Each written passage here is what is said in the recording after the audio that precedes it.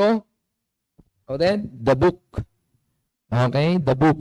So, yan po ang ating isa sa mga expression this morning na hindi dapat makalimutan. No? Tayo po ay Berean.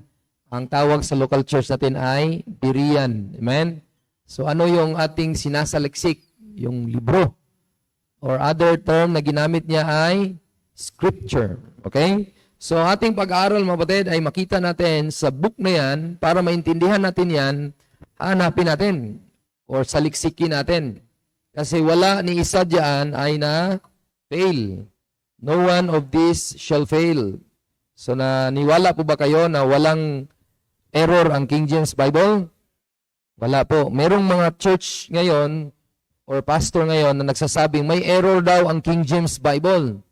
Mga kapatid, kung may error ni isa, kahit isa lang word, ang ating dapat na i-challenge sa kanya, pag may mag-question sa Word of God or yung book na binigay ng Panginoon, ay ganito. Magtanong muna tayo at sabihin natin, ikaw ba ay saved? Of course, magsasabi yun. Yung tao na nag-correct sa Bible, of course, magsasabi yun, oo. Halimbawa, Baptist na pastor. Oo, bakit? Sabi ng Bible. So, sabi ng Bible. Ayun, ang tanong ko sa kanya, anong garantiya mo na walang mali yung verse? Kasi question mo yung Word of God eh. Anong garantiya mo na yung verse na kinot mo ay tama? Isang verse nga, question mo dahil mali yung pagka-word. Hindi dapat itong word na ito. So, i-question din ta, anong garantiya mo na tama yung word na hinawakan mo? So, dapat ganon, mga kapatid. Amen? Kaya, hindi ka dapat magdadalawang isip na ito ay perfect. Amen? All the scripture is given by inspiration of God. And it's profitable for doctrine, for reproof, for correction, for instruction in righteousness. So, lahat ito ay instruction in righteousness. Ang ibig sabihin, walang instruction na hindi i-correct mo yung mga righteousness na yon. Talang ikaw na ang Diyos. Amen? Ikaw na ang Diyos. So, maghahanap ng butas ang tao. Amen? Maghahanap ng butas. So, mahilig ang butas. Kaya yung nasa ibabaw, parang ganon. Oo. Kasi yung pusa, naghanap siya ng malubasan. Kaya wala siyang naghanap ng malubasan, naghanap siya ng butas na lang. Binutasan na lang niya. Ibig sabihin, naglalaro sila. Kasi alam mo na, pag lalaki at babaeng pusa, naghahabulan. Amen? So, pag kayong mga husband and wife, huwag kayong pusa. Amen? So, husband and wife, huwag kayong pusa. Amen? Ayaw talaga mag-amen, So, ang pusa kasi, maingay. Amen? So, dapat loving. Amen? Hindi tayo pusa. Tayo po ay picture ni Kristo at saka ng church. So, pag pusa ang picture ng husband and wife, ano mangyari? Ganyan, butas. Di ba, bro? Butas. Pag pusa ang iyong picture. So, sabi ng book natin, pasada lang to mga husband and wife, be a picture of Christ and the church. Para walang butas. Amen? So, tutulungan nawa tayo ng Panginoon. Kasi schedule naman yan. Meron naman tayong kasamang, tawag doon? May sobrang tawag doon, bro? Oo. So, ang isa sa project natin, mga kapatid, bago tayo magpatuloy sa ating preaching and teaching is, even this month, kung i-allow ng Panginoon, pwede na nating pinturahan, bro. Brother Josh, may budget ka pa dyan? Ayan, may budget pala. So, financial book siya. Ito, the book. Siya, financial book. Amen? So, sabi ng ating finance officer, meron daw. So, sino ngayon ang walang freelance na pwedeng mag-hire natin? Marunong ka ba bro? Masilya? Brother Iman? Oo, yan. Pwede ka mag-assist. Ang leadman natin si Brother Parker. Engineer, di ba? So, leadman at si Brother Nick. So, kung may time sila, kung may time lang, i-allow nila sarili nila schedule for the masilya. Tapos, kasi may lagyan ng bagong kuan yan. Tapos, pinturahan.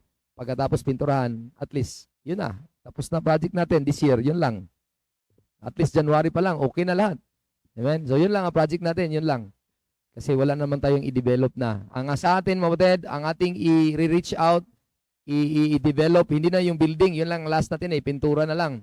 Ang i-reach out natin, mga kapatid, mga kaluluwa at dalhin natin dito. Amen? Mga kaluluwa at dalhin natin dito. So, after all, okay na presentable na pagkatapos ng mapinturahan na. Okay, so continue tayo, mga kapatid. Sa ating pagsaliksik sa book na yan, nakilala natin ang Panginoon, of course, kasi hindi yan book na ordinary. Kaninong book po yan? Of the Lord. Kanino po yung book na yan? Sa Panginoon yan. Hindi po yan sa atin. Of the Lord yan. So, because of the possessive article na of. So, hindi po yan sa atin, mga kapatid. Yung libro na hawak natin ay sa Panginoon. So, ang command ng Panginoon, anong sabi niya?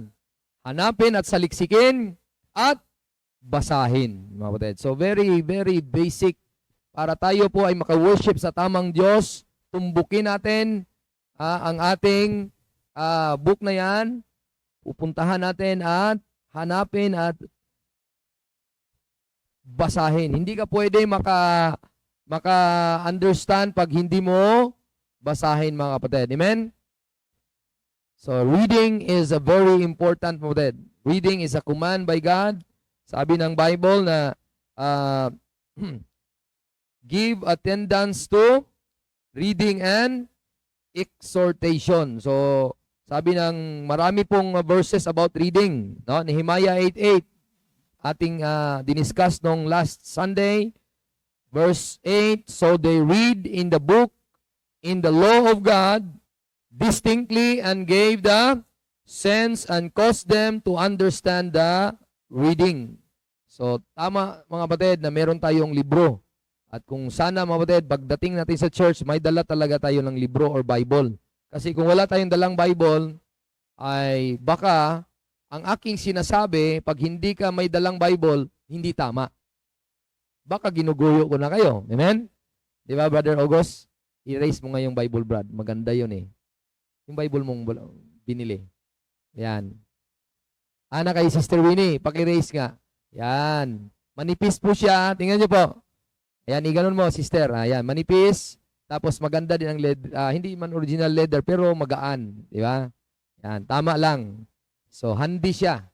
Yan. So, promotion yan. Doon yan na store ni Pastor Anton. So, bigyan ko yan ng link ni Pastor Anton. Pwede kayo mag-order. Mga around 300 na lang yan, 400. Yan. Please, invest yourself with a good book.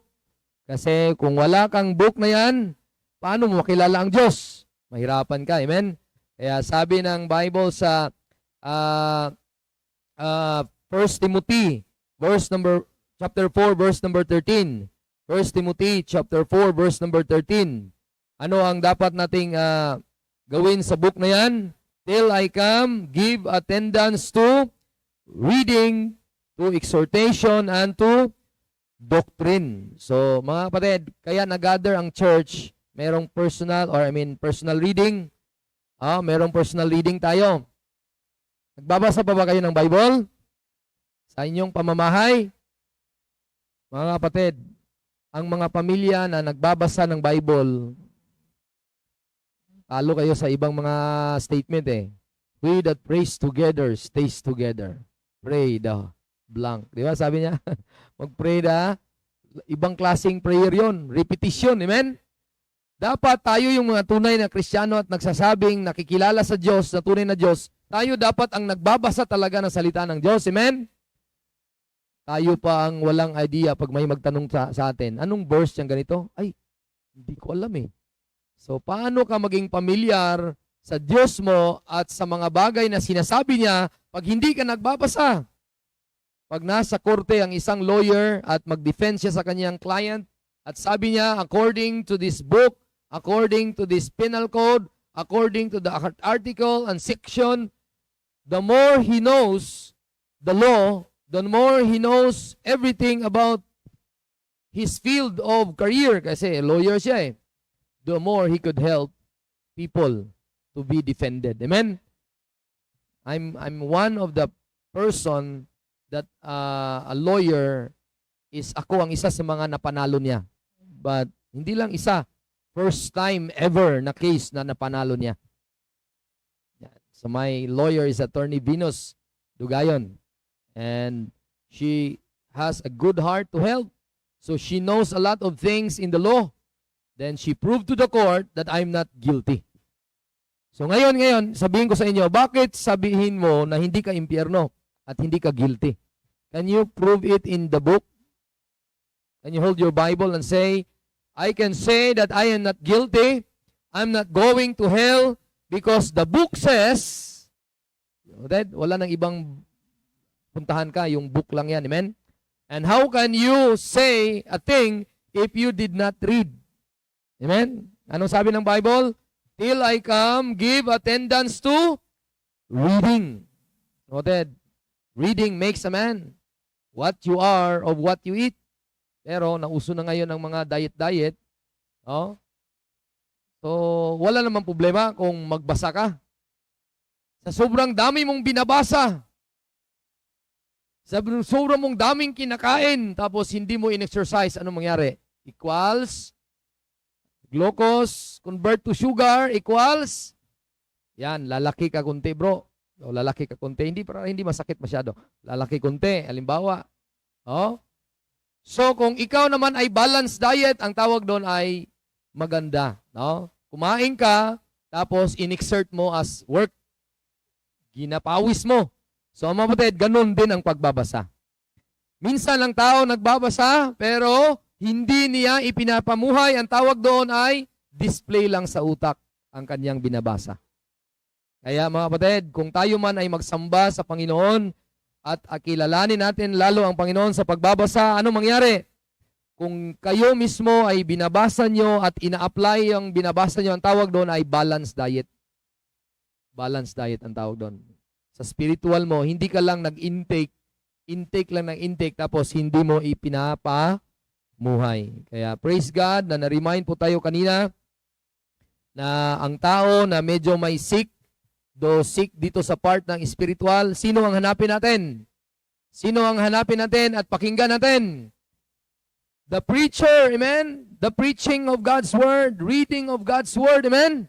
Gaya ng isang tao nagkasakit, sino ang hinanap niya? Yung tao na may alam sa Diyos, amen? Kaya kung ikaw medyo nanghina ka spiritually, go to the book, seek ye out the book, and read. None of this shall fail. Amen? Wala iniisa nito ay magkulang. Isaiah 34 verse 16. Kaya mapatid, what you are of what you read. No? Kung ano at binabasa mo, ikaw yan. Amen? Kaya nga, yun ang isa sa mga read and read and read and read until, mapatid, you know who God is. Don't stop reading. Amen? Don't stop reading. At ang pinaka may kabuluhan na pagbabasa, hindi ang novel, hindi ang comics, hindi yung i-google nyo ang iyong mga mata sa mga paglalaro sa cellphone. Saan i-google? Sa pagbabasa ng salita ng Panginoon. Diba, Kuya Joboy? Always read the Bible. Kasi kung ikaw mismo, panganay, sabi ko kayo, Joboy, pag wala si Papa, ikaw si Papa. Diba, bro? Kung wala si Papa, ang mga firstborn dito, sinong firstborn dito? Brother Kirby, no? Brother Josh, Brother Joboy. Ito bro, Brother Johnson, pag wala si Papa, ikaw si Papa. Papa Ricky. Oh? Sino pang one? Jonas, wala si Papa, ikaw lang anak eh. Ikaw talaga si Papa din. Brother Wendell, ikaw ang firstborn son. Kung wala si Papa, ikaw ang Papa. So mag-practice ka na kasi yun ang palagiging patunguhan mo. Amen? Hindi ka forever na gusto mo may gift of celibacy ka. Walang ganon sa Bible. It's not good for a man to be alone. It's not good for a man to be alone. At sabi nga ng Panginoon na humayo kayo. Amen? Oh, so ganoon ang point doon. Ang Bible, kung magbabasa ka lang sa Bible, marami kang matutunan. Ang tanong, paano natin maintindihan ang Bible? There are 5 S para natin tutumbukin para maintindihan natin ang book na yan. Una, ating intindihin na tayo lahat ay estudyante. Okay? Sa libro na yan, tayo ay student, no? Wala ni isang exempted. At sabi nyo, pagdating ko sa church, ako si teacher. No, pagdating ko sa church, kahit pa ako ang nasa harap nyo, student ako. Amen? Kuya Joboy, student. means, ano ang work ng student? 2 Timothy 2:15. Ano ang trabaho ng student? Only the King James Bible in the whole world ay may verse na study. Sa ibang version ng English, wala pong word na study. Kaya mga kapatid, tayo po ay magbuklat ng ating Bible kasi kuman po ng Panginoon to study. Saan nakuha ang salitang ugat na study? I mean sa student, doon sa studying a word. Okay? There are 3 times mentioned sa word na study. Unahin natin yan. Basa. Ready, go. Study to show thyself approved unto God, a workman that needeth not to be ashamed, rightly dividing the word of truth. Another verse sa mention of study is Ecclesiastes 12, verse number 12. Ecclesiastes 12 in verse number 12. Anong sabi ng Bible? And further by this, my son, be admonished of making many books, there is no end. And much study is a weariness of the flesh. Yan, napagod na nga kayo, hindi pa tayo nag-study. How much more kung mag-study na? Ang tanong, kayo po ba ay nag-study? Yan, kunti lang. Kung mag-imin tayo, siguraduhin na nag-study tayo, no? Kayo po ba ay nag-study? Oh. Yes, you could study a lot of things. Pupunta nga kayo sa school kasi mag-study. Pero I'm questioning about, are you studying the Bible? Yun ang tamang question. Amen? Are you studying the Bible? Or naubos ang oras sa lahat ng mga walang kabuluhan? Or meron mang kabuluhan pero physical? Physical lang lahat. Trabaho dito, trabaho doon. Negosyo dito, negosyo doon. Cellphone dito, cellphone doon. Wala nang pagbuklat ng Bible at mag-study. Mga kapatid, huwag niyong iasa sa pastor ang inyong pag-aaral. Amen? Dahil hindi po ako Diyos. Ako lay tao lang. Hindi ko lahat maibigay lahat. Sino ngayon ang greatest teacher na nananahan sa buong mundo? The Holy Ghost. Siya yung greatest teacher. At siya ngayon ang magtuturo sa iyo kahit wala si pastor at ama at mga parents na tahanan. Lahat ng araw-araw na wala kayo sa simbahan, ilang oras lang tayo magstay, 1 oras lang. At nag-aaral tayo. Huwag niyong iasa sa akin lahat. Bakit mga kapatid? May mga tanong dapat na itanong niyo sa inyong mga anak. Anak, alam mo ba ito? Alam mo ba ang doktrina na ang Diyos ay Trinidad? Alam mo ba anak na si Kristo ay babalik? Alam mo ba apo na kung mamatay ka, ano ang madadatnan ng kaluluwa mo? Alam mo, so question them. Ask them so that they could think at mag-isip sila, ano ba yung tanong ni lolo, ni mama, ni papa? Parang hindi ko alam. O, hindi mo alam, ito ang sabi ng Bible. Mga kapatid, you know, when you study, friend mo si 5W at saka 1H. No? Sino po yan, Brother Josh? Si 5W at saka si 1H. Isip siya, no? Kala mo babae lahat yun. I'm just joking, no?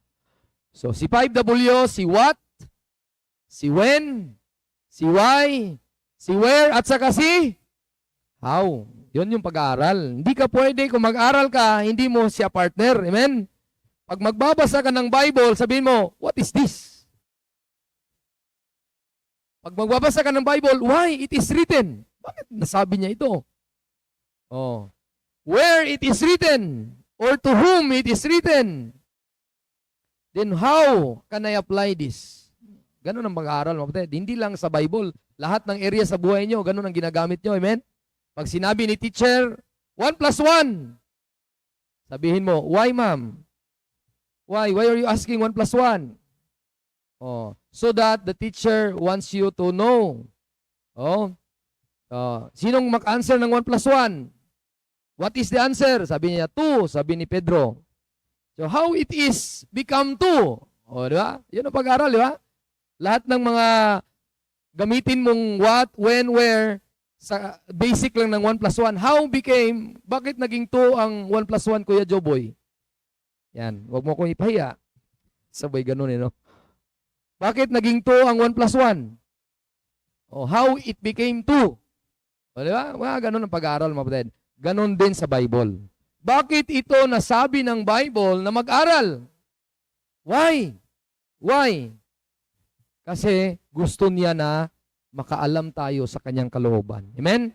Bakit natin pag-aralan ang salita ng Diyos? Para makilala natin kung sino ang Diyos. Amen? Seek ye out of the book and read. Kanino ba ang book na ito? Sa Kanya.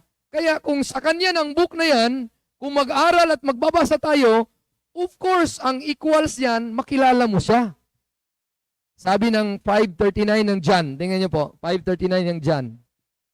Kaya ma-worship mo ang Panginoon lalo pag alam mo at nagbabasa ka ng Bible palagi, mga kapatid. Kung ang tao, sinabihan siya sa kultura niya, huwag kang magbasa ng Bible kasi makabaliw yan. Mga kapatid, mahirap yon dahil kinukontrol ng tao ang mga tao para wala silang alam. No? Kaya dapat tayo magsaliksik sa Bible para mayroon tayong alam at makilala natin kung sino ang tunay na Diyos para hindi tayo maligaw sa mga iba-ibang Diyos. Anong sabi ng Bible? Search the Scriptures, the book, for in them you think you have eternal life, and they are they which testify of me. Kaya kung mag-aral man tayo, mga kapatid, alamin natin, kasi sa pag-aaral, mga kapatid, sinong tinutumbok natin? Sinong tinutumbok natin? Sa center palagi yan. Ang tinutumbok natin, dito tayo sa center, sa number 5 to.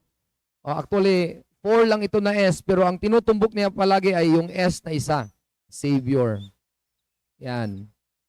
Wala nang ibang center ng ating pag-aaral, kundi ang ating Panginoong Hesukristo. Siya po ang ating tinutumbok sa ating pag-aaral para lalo pa natin siyang ma-worship, lalo pa siya nating mapaglingkuran, lalo pa natin siyang maibahagi sa ibang tao, sa hindi pa nakakilala sa ating Panginoong Hesukristo, ipakilala natin sila sa pamamagitan ng pagpangaral din or ipamuhay natin.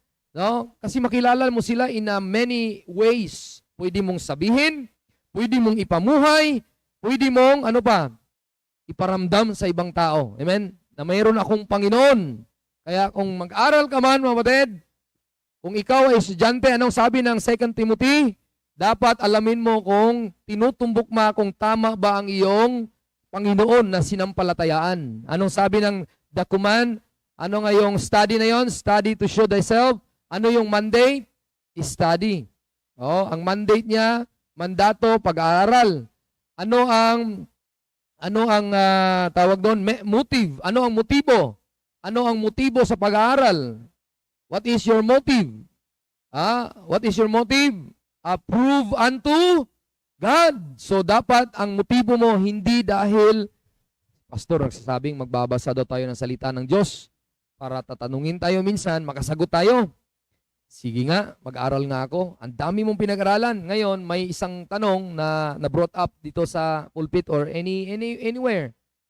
Yes, nakasagot ako. Something like that. Para kang inimpress mo ang tao.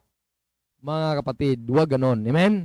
Dapat ang mag-aral man tayo, sino ang dapat nating ma-approve ang ating sarili? Sino po? Ang Diyos. 2 Timothy 2:15, ang sabi ng Bible, study to show thyself approved unto God. So, hindi ka nag-aaral para i-please mo ang tao. Amen? I-please mo ang Diyos mismo, yung Lord na ito. The Lord of the book. Amen? Don't please man, but please the Lord. Amen? Kasi kung sino ang nag-please sa Panginoon, of course, may favor siya na sa tao. Though many people also will against Him, ang term na ngayon ay basher ba? Mag-bash, kung mag-promote ka ng something na sa broadcast sa public, many will salute you, those who are like-minded with you. But many also will not be with you. They will always against you. Bakit? Ayaw din nila sa kanyang ang iyong sinasabi. So ang ibig sabihin doon, you cannot please everybody. But, mga kapatid, ang pinaka-right motive bakit ka nag-aral? To know the Lord and to be approved of the Lord. Amen? To be approved of the Lord. Wala na pong ibang Lord tayo na ating sinasamba is the Lord of this book, the Holy God, the just God, amen? The righteous God, amen? Wala na po iba, the one who rose again from the dead. Yun ang ating Diyos natin, amen? So kaya tayo ay dapat magbabasa at maayos at tutumbukin natin ano ang pinaka-method niya para matumbok natin kung sino ang Savior. Ano ang pinaka-method niya, mapatid? Para makuha natin ang tinutumbok ng Bible na para sa atin. Ano? Rightly dividing the word of truth. Kasi hindi lahat ng Kristo sa Bible diyan sa tinutumbok na verse ay para sa iyo. Na-mention lang Jesus Christ, direkta na sa iyo? Hindi po. Merong programa ang Diyos. Example, Luke chapter 1, 68 to 70. Let's look on the Savior. Let's apply the word study. Oh. At before that, hindi ka pwede na maintindihan mo bilang student ang Word of God kung wala kang Spirit of God. So, importante, mapatid, bilang estudyante, bago mo maintindihan ang salita ng Diyos, ay may spirito ka ng Panginoon. Kasi, ang ating teacher ng Word of God ay ang Holy Ghost, the Lord. Kung wala kang Spirit of the Lord, maintindihan mo ba bilang estudyante? No, sir. Tingnan niyo po, bago tayo pupunta sa Luke chapter 1, 68 to 70, back to 1 Corinthians muna, chapter 2, verses basahin po natin verses 10 muna magsimula hanggang 16. Okay? 1 Corinthians chapter 2, 10 to 16. Diyan tayo intro bago tayo pupunta doon sa ano ang tamang tutumbukin na verse na para sa atin directly sinulat. So bago natin maintindihan ang salita ng Diyos sa ating pag-aaral bilang estudyante, ay meron dapat tayong Espiritu ng Diyos. Amen? Verse 10, are you there? Say amen. Let's read all together. Ready? Go. But God hath revealed them unto us by His Spirit. For the Spirit searcheth all things, yea, the deep things of God. For what man knoweth the things of a man, save the spirit of man which is in him? Even so, the things of God knoweth no man, but the Spirit of God. Verse 12, now we receive not the spirit of the world, but the Spirit which is of God, that we might know the things that are freely given to us of God. Verse 13, which things also we speak, not in the word which man's wisdom teacheth, but with the Holy Ghost teacheth, comparing spiritual things with spiritual. Verse number 14, but the natural man receiveth not the things of the Spirit of God, for they are foolishness unto him, neither can he know them, because they are spiritually discerned. Alam niyo, Oded, marami pong naguguluhan sa verse na yan. Kasi ako mismo, ako dati, ang aking pag-intindi sa verse na yan, ay ang spiritually discerned ay yung mga unbeliever. Mali. Dahil sa verse mismo, tutumbukin natin ang tamang pag-aaral. Without the Spirit of God, hindi natin maintindihan ang pag-aaral natin, mga kapatid, kasi ang Espiritu ng Diyos ay mananahan sa isang tao pag siya ay naniwala sa Ebanghelyo ng Panginoon Jesucristo. Upon indwelling of the Spirit, He can help you understand the Word of God. Amen? Because the Bible is a spiritual book. Then if you are not indwelt by the Spirit of God, wala sa iyo nananahan ng Espiritu, paano man maintindihan mo kung wala ang Holy Ghost teacher? Amen? Ikaw, papasok ka eskwelahan. Kuya Joboy, tapos wala si teacher papa, teacher mama. Kung may tanong ka, paano mo makuha? Wala si papa, baka nandun sa likod. So hanapin mo si teacher. Teacher papa, teacher mama, what is this? How could I answer this? So may mga tanong sila personal. So kaya may mga flag doon sa likod. So ang mga student hindi maintindihan ang mga bagay-bagay pag wala ang teacher. Amen? Kung wala ang teacher. So mga kapatid, praise God. Ang teacher natin ay hindi nag-absent kung ikaw ay saved. Amen? Saved po ba kayo? Kung save ka, hindi yan nag-absent. Wala yang day off na Sunday. Ang teacher na yan, once na nag-believe ka sa gospel, forever and ever, habang nasa lifetime ka pa, wala ka pa sa langit, nandito sa iyo. Amen? Walang leave yan, walang Holy Week, walang Dilpiter, ano ba? No! Nandyan yan palagi, nagtuturo sa iyo. Ang tayo lang mga estudyante ang napapagod. Amen? At sabi ng teacher, gising ka na, basahin mo na yung Bible ko. Ay, sarap itulog. O sabi ng husband, sabi ng parents, magbasa tayo ng Bible, mga anak. Sabi, ay, basa na naman. No, gano'n, no? Ang Holy Spirit, mga kapatid, ang nag-udyok sa bawat magulang, bawat husband na ma-lead niya ang pamilya niya. Amen? Kaya kayong mga leader sa tahanan, mga husband and father, lead your wife, lead your family. Kayo dapat ang mag-initiate sa Bible study. Amen? Hindi yung wife nyo. At sabi niya, husband lover, or my love, my honey so sweet. Tigil na yung trabaho mo, mag-Bible muna tayo. Amen? So dapat unahan mo yung wife mo. Kung sino ngayon ang mas mauna sa kusina, sa paghahanda ng pagkain na physical, sino yon? Of course, yung wife, di ba? Ganon din ang mga husband. Sila yung cook ng spiritual. Amen? Siya ang mag-invite. Kain na! Kain na tayo! Ang mga asawa, sila nang invite, di ba? Kain na tayo, mga tao dito, kain na tayo. Mga tao pa yun, no? Sinabi ng wife ko dati, ang tagal ko kasi. Mga tao, kain na! Hindi na pangalan ng kuwan eh. Tao na ang sinabi. Mga tao, kain na. Tao, kain na dito. So, ganon ang mga problema pag nainis na. So huwag kayo mainis. Mga wife, pag matawag niyo ang mga husband niyo kain, matagal pa rin. Honey, kain na. Huwag na kayo mainis kasi ipalabas nyo ang Espiritu ng Diyos. Amen? Na nagpipigil kayo. Nagpipigil kayo. Na kung tagal pa rin, ay pakain ko to sa aso. Huwag ganon. Amen? So ang point dito na walang estudyante kung walang teacher. Amen? Hindi kaya ni student to understand kung walang Spirit, the teacher. Kasi, intindihan natin yung verse 14 para makuha natin with the help ng Holy Spirit, the teacher. The natural man receiveth not the things of the Spirit of God. Ang tanong, ano po ang things of the Spirit of God? Ano po yon? Of course, spiritual things. Kasi things of the Spirit of God. Next. For day, ano yung day? Yun yung things of the Spirit of God. Are foolishness unto Him. Sino yung Him? The natural man. So yung him na yun, natural man. Neither can he. Sino yung he? The natural man. Know them. Sino yung them?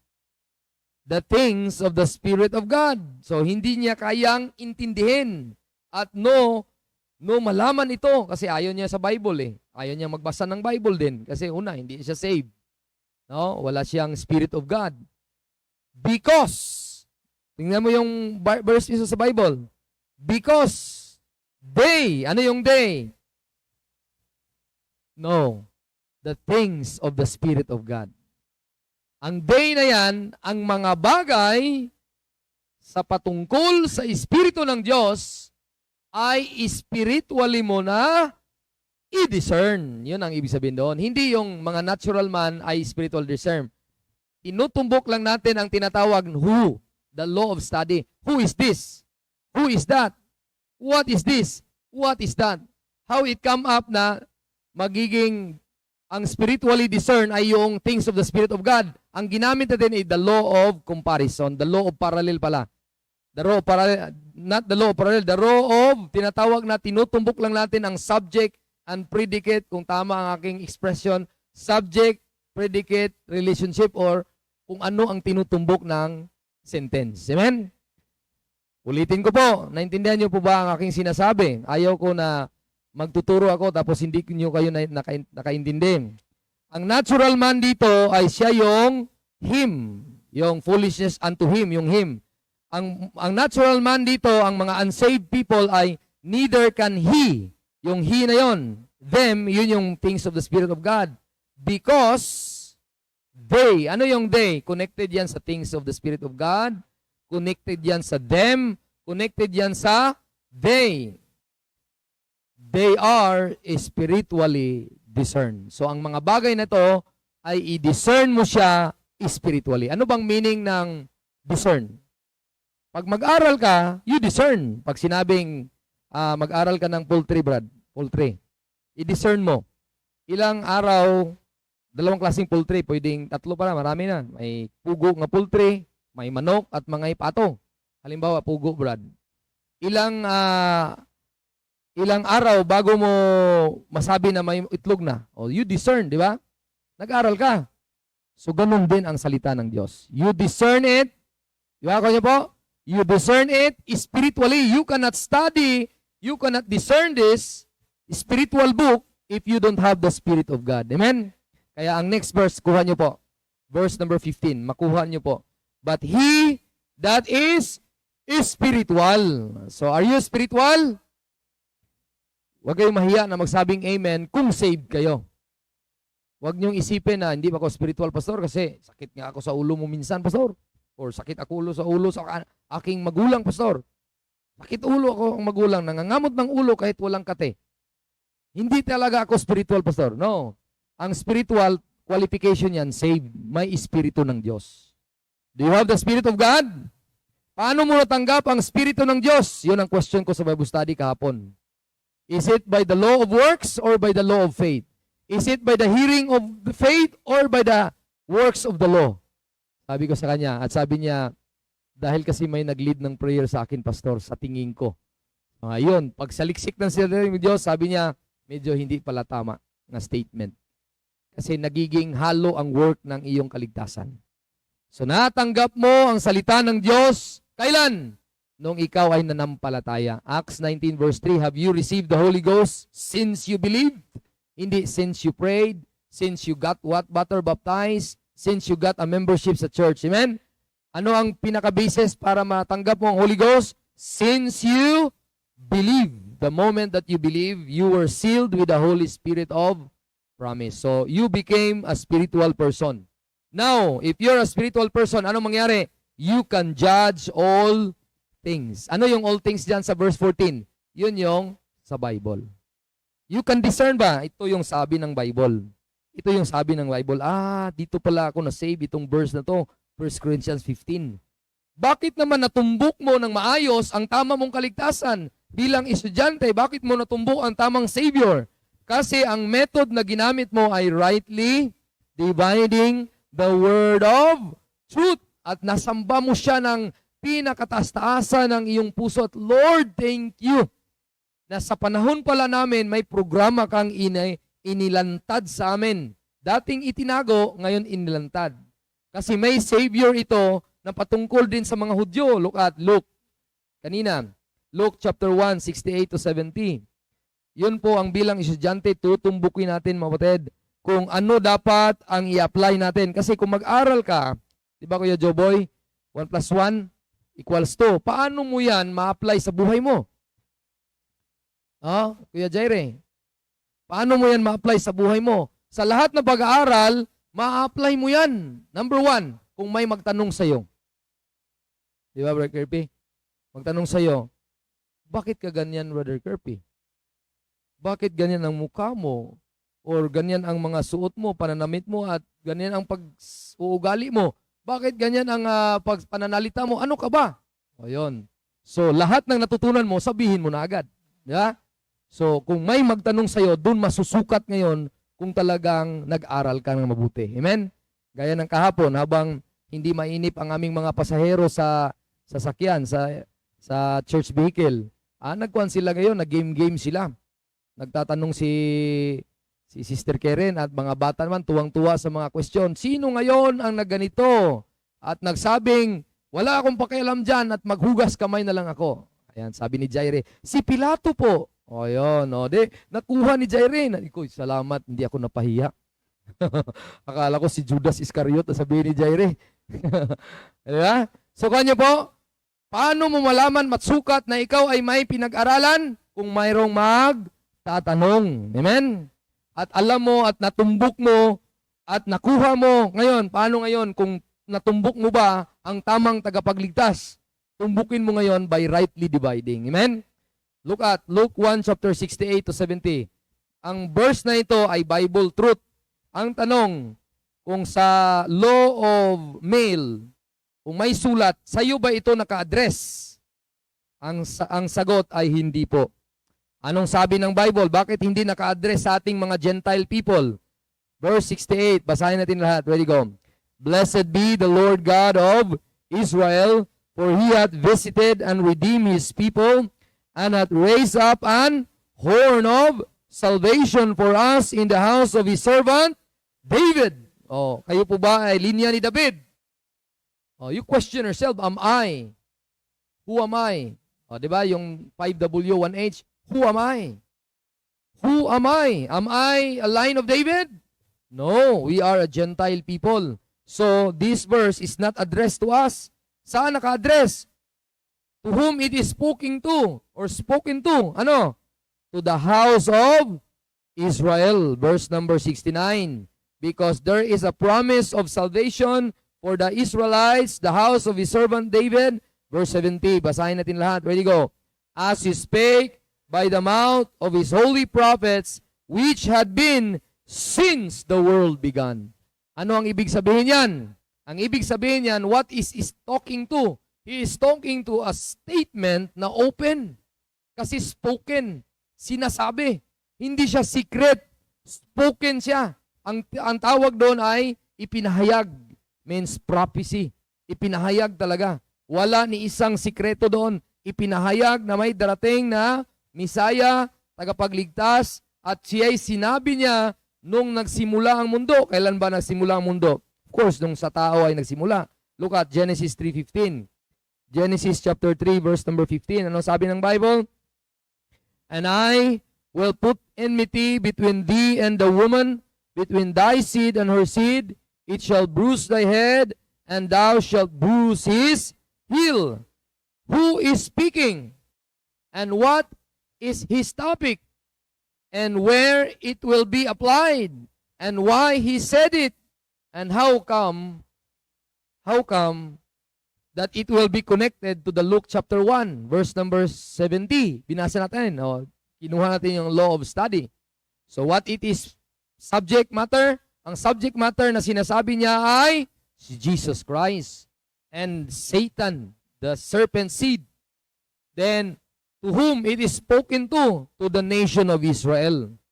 And what is all about? What is all about? It's all about the kingdom.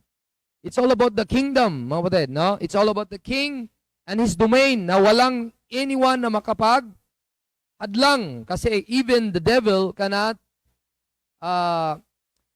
tawag doon, hindi siya makapaghadlang kasi pupulbusin yung ulo sa diablo. Kailan mapupulbos? Sa second coming. Pero bago yan, kakagatin mo na yung heel ni Kristo. Kailan yun nangyari? Yung kamatayan ni Kristo. Sino ang unang propeta? Who is speaking? The first prophet is God. So very true, mga kapatid. Tumbukin natin ang pag-aaral natin kung sinong Savior ang tinutukoy. Sa atin ba naka-address? Ang method natin, rightly dividing. Ang anong motibo natin? Para lang mag-display tayo. Alam natin to. Sila hindi nila alam. No! Why we study? To worship the one that is owner of the book. Amen? Para ma-appreciate natin, Lord, may plano ka pala sa ibang bayan, sa Israel. According to your book, it is spoken since the world began. That is Jesus Christ, same Jesus na aming sinampalatayaan, pero iba ang programa nito. Then let's go to our program. Romans 16 verse 24 and 25. Israelites yun. Since the world began, ay sinabi ito, spoken. So we rightly divide lang ang Word of God para ma-appreciate natin ang Panginoon. Then, sa ating mga Gentile people, hindi tayo Abraham na line ni Abraham, tayo ay mga Gentile, tayo po ay may program na ang tawag ay mystery program. Paul is the preacher, the spokesperson, and he wrote the book, Romans 16, 24 and 25 and 26. 24 muna. Ready? Basa. The grace of our Lord Jesus Christ be with you all. Amen. Okay, sino po ang tinutumbok ng verse? Si Jesus Christ. Ano ang libro? Romans. Ano ang Roman people? Is it 100% Jewish? No, of course, it is a Gentile nation. So, ang address dito, tayo. Verse 25. Now to him. Sino yung pronoun na him? Doon ka sa noun sa verse 24, si Jesus Christ. So, si Jesus Christ, that is of power to establish you. Sino ngayon ang magpapatibay sa Kristiyano? Si pastor po ba? Si papa? Si mama? Yung church? No. Si Jesus Christ lang ang makapagbigay sa iyo ng katibayan. Amen? Kaya pala ang mga tao, nung siya ay nagsasabing ligtas niya, tapos nadadala pa rin siya sa kanyang mga barkada, mga anyone na maghugot sa kanya sa sanlibutan, hindi pa siya matibay sa Panginoon. Kaya nung sabi ng Panginoon, be strong in the grace and in the knowledge of our Lord Jesus Christ. Paano ka maging strong kung hindi mo alam kung sino si Kristo? At paano kung malaman kung sino si Kristo kung mismo ang libro niya hindi mo binabasa? Kaya niyo po, back to the basic pa rin, mga. Read. Amen? Read until you know who God is. Amen? Until you know who God is. Don't stop reading. Don't stop reading. Many people excel in their academics. They are graduate in summa cum laude or magna 9 years, hindi pa graduate. Or I'm just joking. Or something like that, no? Ang point ko, mamutid, maraming mga tao nag-excel sa kanilang academics, pero pagdating sa Bible talaga na academic, mahina. Ang sabihin doon, baka una, hindi pa siya saved. Baka una, ayaw pa niya ng libro talaga niya yan. I don't like that book. Bahala ka na sa libro na yan. Kasi wala pa silang Spirit of God. Pero kung kayo mismo magsasabing, may Espiritu ako ng Diyos, Pastor. Oh, that will be a good start. Amen? That will be a good start. He that began a good work in you shall perform. God will always perform a good work in you. He will help you. He will help your weakness. He will remind you of your responsibility. He will remind you that you have the book. You need to read. You need to eat. Amen? You need to know who God is in the book. Amen? So mga mothers, magandang gawin ng mga mothers, train your children to be faithful to the book. Amen? Mama never tried to pursue her career. Her family was more important to see. She's always at home when I needed her there to take care of her children, and a godly mother makes home a place of heaven on earth. She thought of kalimutan ko. I remember Mama reading her Bible each day. I could still hear her whispered prayer. God gave me a chance to rise up, called her blessed. There's no doubt in my mind that I have the best. Sabi ng anak, thank you, dear Lord, you made it so easy to honor them time after time.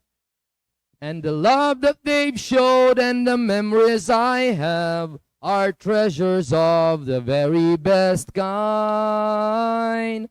Treasures of the very best kind. Dapat yun ang maalala ng mga anak sa mama. Amen? Mama is always praying. Amen? Mama is always reading the Bible. Amen? I hear them prayer. I hear them reading the Bible. So mga grandmama, mga Lois dito, mga Eunice, be a good mother. Amen? Be a godly mother. And mga papa naman, continue to lead your home and go to the book and study the book because that's the mandate. The motive is to worship God, to be approved by God, and para matumbok mo kung sino ang para sa iyo, in-address para sa iyo, rightly dividing that word of truth. The word of truth is, hindi pwede magbangga sila. Dapat ilagay mo sa tamang lugar. Kasi kung hindi mo italagay sa tamang lugar, magkabanggaan yan, magkabayad ka. No? Kaya when I was in SM, sabi ko, kung ako'y pa ganon, baka makasagasa ako, maisip ko si Brother Diyos. Sabi ko, Pastor, laki ng gastos, Pastor, pag mabangga. I'm just joking, no? So sa isip ko, try kong paatras. So paatras ako, ayun, sumakto. At buti hindi ko nabangga yung sasakyan ni mama mo. Joking. Hindi ko alam kung nauna ka ba, sister, o ako ang nauna. Ako na. O yun. So naayos ko naman pag-park pa atras. Sabi ni Brother Ricky, ako'y tinuruan na mag-drive, pastor. Sabi ni Brother Ricky, mga ladman. Pero ibang klaseng drive, paatras lahat. So mga kapatid, ang pag-aaral mahirap. Amen? Gaya ng pag-aaral ng pag-drive, hindi basta-basta. Ganon din ang salita ng Diyos. Hindi ka pwede atras-atras, abante-abante, hindi mo tuntumbukin ang tamang lugar. Amen? The tamang placement of the book. Kaya sabi ng verse 25, si Kristo lang ang makapagtibay sa atin pag tumbukin natin ang tamang verse at address sa atin directly. It is written directly to us ang tawag doon, no? Directly to us. But all of the Bible is for us. Sabi ng Bible, now to Jesus Christ has the power to establish us according to my gospel. Verse 25. And the preaching of Jesus Christ according to the revelation of the mystery which was kept secret since the world began. O, anong kaibahan kanina? Natumbok natin na ang student mag-aral ng Savior kasi yun ang book na yan. Inudyukan ng Espiritu na tayo ng Diyos na i-lead tayo na mag-aral, search the Scripture, for in them you have eternal life, and they are they which testify of our Lord Jesus Christ. Ngayon, kung yan ay hindi mo matumbok kung sino ang para sa iyo naka-address, hindi mo makuha ang application nito.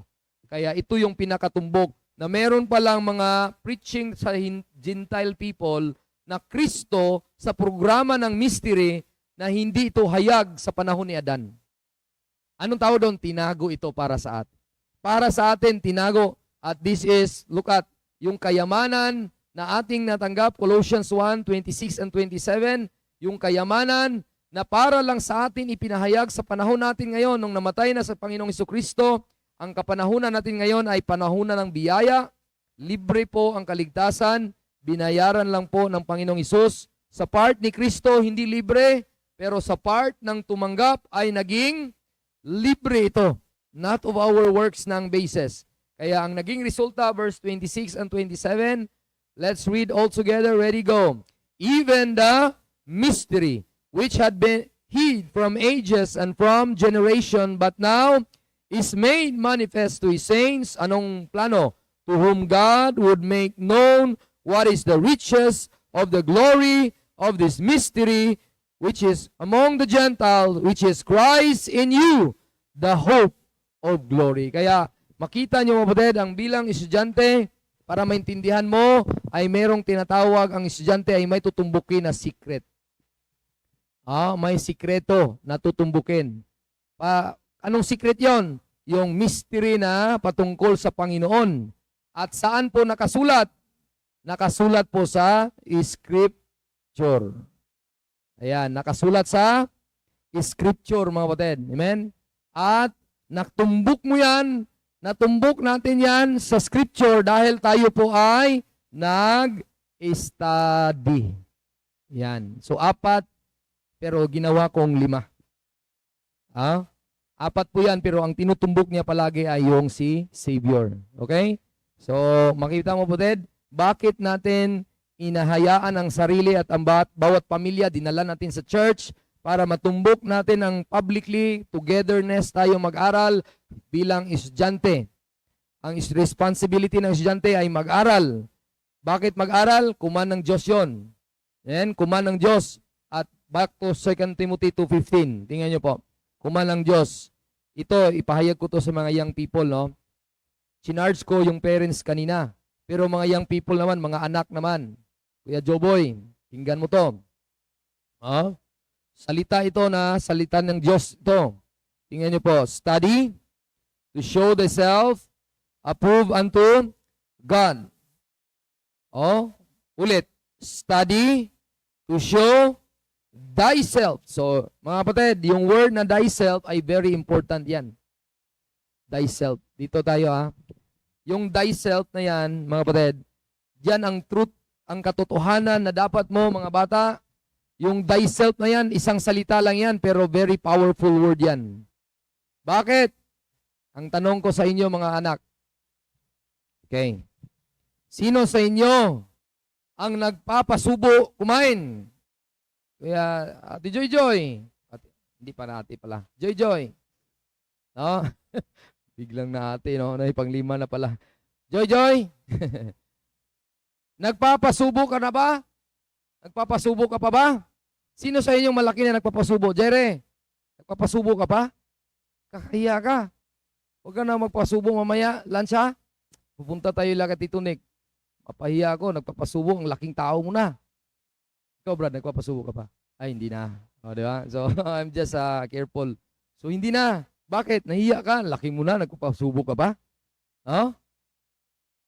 Ikaw, anong ngayong brother Apo? Ayan, pangalan niya. Steven, nagpapasubo ka pa? Hindi na. Nahiya ka ba? Huwag mapasubo ka? Minsan. Ikaw, boy, nagpapasubo kay Lola? Hindi na. Bakit? Nahiya ka? Laki ka na, no? No? So, marunong ka nang kumain, sarili mo. Marunong ka na. Ganon ang punto ng verse. Ang ibig sabihin, ikaw ang mag-aral sa sarili mo. Amen? Huwag kang magpasubo. Amen? Huwag tayong magpasubo. Amen? Punta ko sa church, bahala na mag-aral ko. Si pastor, magsubo naman sa akin ng katotohanan. Mga kapatid, thyself is a personal responsibility. I cannot eat for you, brother. I cannot eat for you, sister. Eat your own food. Amen? I'm just a guide. I'm just assisting you. I'm just overseeing, feeding you in a way na kung saan pwede mong magamit yon. Pag sinabi, yun palang sinabi ni pastor, personal lang study. Amen? So kung nag-aral ako, mapatid, para ipakain ko sa inyo, mag-aral din kayo, pakainin mo yung sarili mo, pakainin mo yung family mo. Bakit, mga kapatid? Yan po ang thyself. Thyself. So, sabihin doon, every Christian, every man, at every person na may espiritu ng Diyos, para makilala mo ang Diyos, ikaw mismo, thyself. Personal po siya, mga kapatid. Amen? It's a personal thing. Hindi po siya ibigay sa iba. Kasi kung ibigay sa iba, bata ka pa, magpapasubo ka pa. So, mga kapatid, kaya ang isang goal ng isang tao, Hebrews chapter 5, look at Hebrews chapter 5, malapit na tayong tapos, hindi natin ma-cover lahat. Verse 13 and 14. Verse 13 and 14.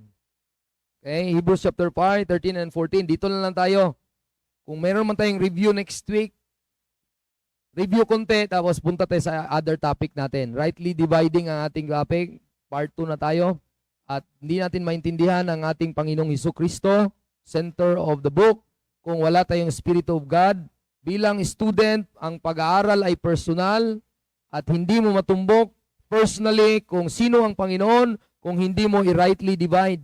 The method the Spirit teaches us is i-rightly divide mo ang truth na yan para kung tutumbukin mo kung ano ba, ina-address ba yan sa atin directly. Though hindi ina-address natin directly, but we could learn from it. Amen? We could learn that God has promised something to the people of God before the Israelites. At tinupad po niya, pero ang tanong, tinanggap po ba siya?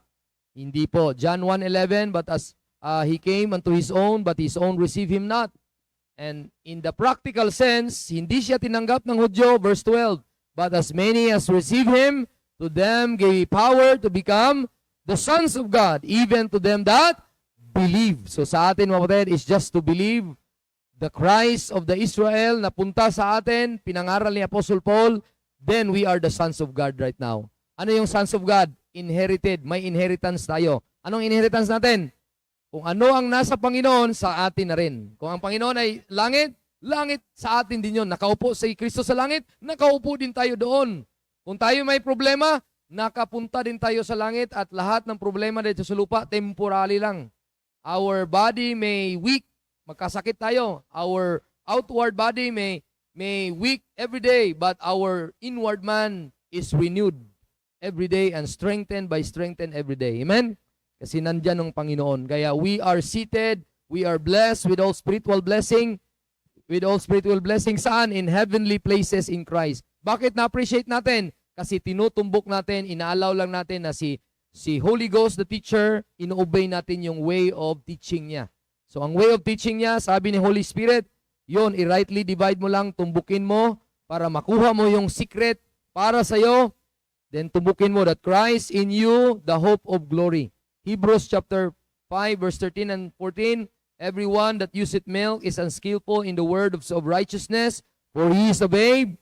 But strong meat belongeth to them that are of full age, even those who by reason of use their senses exercise to discern both good and evil. Look at verse number, meron pang verse na gusto kong tumbukin, yung hindi dapat mag-remain tayo na bata, but rather ay maging teachers po tayo. Verse number 12 pala, Hebrews 5 verse 12. For the time you ought to be teachers, you have need that one teach you again.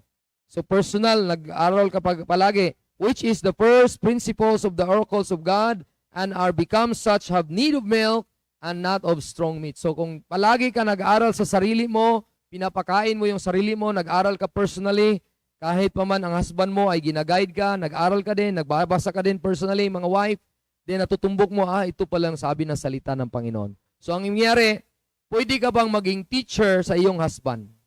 What I mean by teacher? In all manner. Baka hindi niya kilala ni husband mo kung sino ang Diyos. Baka ganito, ganyan. Kaya mga kapatid, tayo po ay mag-teach one another and magpagamit tayo sa Panginoon. Gaya ng sa akin, mga kapatid, ako yung unang na-save sa member ng aking family in Bohol, ay nagpagamit po ako, and this coming June, kung gusto niyo pa magpahabol, sama kayo sa amin. Kasi sa Bohol, mga kapatid, ay sasama po si Brother Bernie. May ticket na po siya. So if you want na mapunta tayo sa conference sa Bohol this coming June 12, pwede po kayong magpabook ng ticket. No? And we can find a way na makapunta kayo doon para samahan niyo ako with Brother Bernie. Amen? So mga kapatid, ang ating goal, mga kapatid, dito na tayo mag-stop. Ang ating goal, paano natin maintindihan yung book na ito? Dapat makuha natin yung 5 area. Ang 5 area, intindihin natin na tayo ay estudyante. Bago tayo maintindi bilang estudyante, ay dapat may espiritu ng Diyos tayo. Ephesians 1:13. Silyo ng banal na espiritu, mananahan ng espiritu, gawin templo ang iyong katawan sa espiritu. Ngayon, ang bilang estudyante, responsibility natin mag-aral. At kasi mandato yan, motibo natin para i-please ang Panginoon. Wala nang ibang please natin, ang Panginoon lang. At ang method natin is rightly dividing the word of truth. And to this, para maiwasan natin ang disapproval, yan, kaya nag-aral tayo ng mabuti at tinumbok natin. No? Needed not to be ashamed. Hindi dapat tayo mapahiya sa Diyos. Kasi yun ang pinaka-goal natin na, Lord, sana ang pagpunta namin sa langit ay hindi nyo kami i-question. At sabihin mo, nakilala mo ba akong lubusan habang nasa lupa ka pa? Abay, hindi ko alam, Panginoon. Basta alam ko lang, tagapagligtas ka. Yun, i-question ng Panginoon yan sa'yo. Do you know me personally when you are on earth? Kilala mo ba si Hagay? Si Habakuk? Kilala mo ba si ganito? Kilala mo ba si Epaphroditus? Kilala mo ba si Tychicus? Baka maraming question ng Panginoon sa iyo doon. Hindi natin alam kung ano. But I will pray na sana ang Panginoon, kung meron man tayong chance pa habang nasa lupa pa tayo, habang nasa earth pa tayo ngayon, wala pa tayo sa langit, sana magpatuloy tayo na good student. Amen? Kasi ang reward nasa langit eh.